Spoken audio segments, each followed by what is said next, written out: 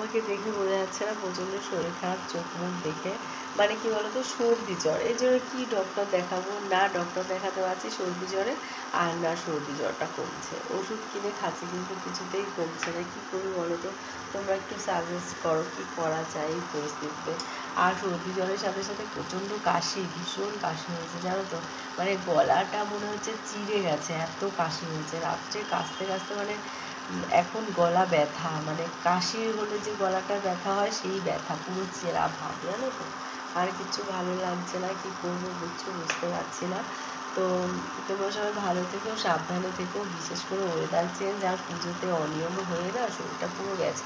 মানে গা হাত পা প্রচণ্ড ব্যথা, জানো না, ভীষণ ব্যথা। দেখো চোখ মুখের অবস্থা পুরো বসে গেছে দেখো একদম।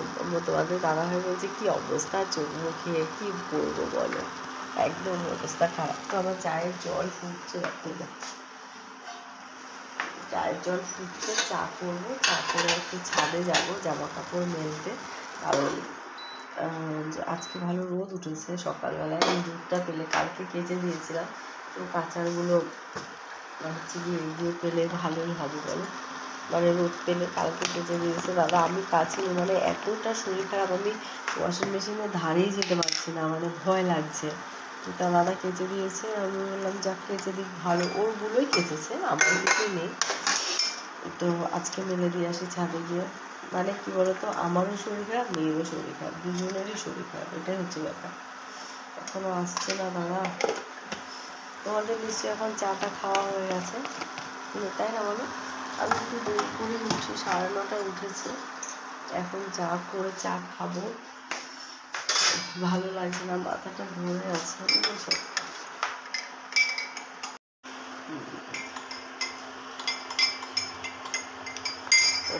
চা করছি এখানটায় এসে।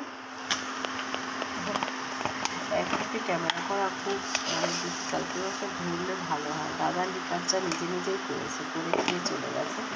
আমি এখন দুধ চা করছি, এই সকালে একবার দুধ চা খাবো আর বিকেলবেলা একটু লিকার চা খাই, মানে মাথাটা ধরে থাকে খেতে পারে না।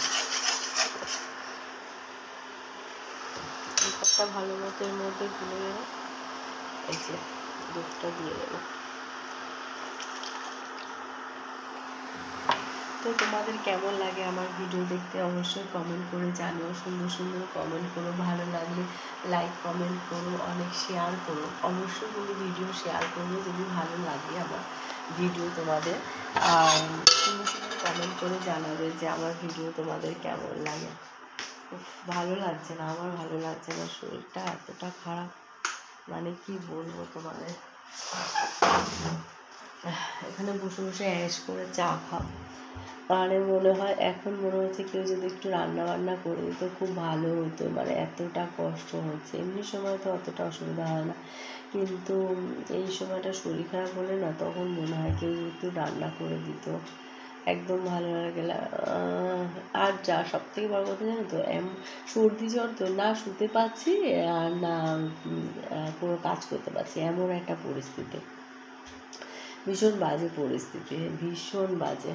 তো যাই হোক, তোমরা সবাই সাবধানে থেকো, আমার মতো শরীর খারাপ বাদিও না। আমি অনেক মানে চেষ্টা করেছিলাম ভালোভাবে থাকার জন্য, কোনো কিছু খাইনি, কিন্তু জানি না তাও কেন হয়ে গেল। কোল্ড ড্রিঙ্কসটা খেয়েছিলাম, সেটা থেকেও হতে পারে, আর রাত্রিবেলায় ঘোরা বাইকের হাওয়া টাওয়া লেগে হয়তো লেগে গেছে, ঠান্ডা বলো না, ফুচকা খেয়েছি না।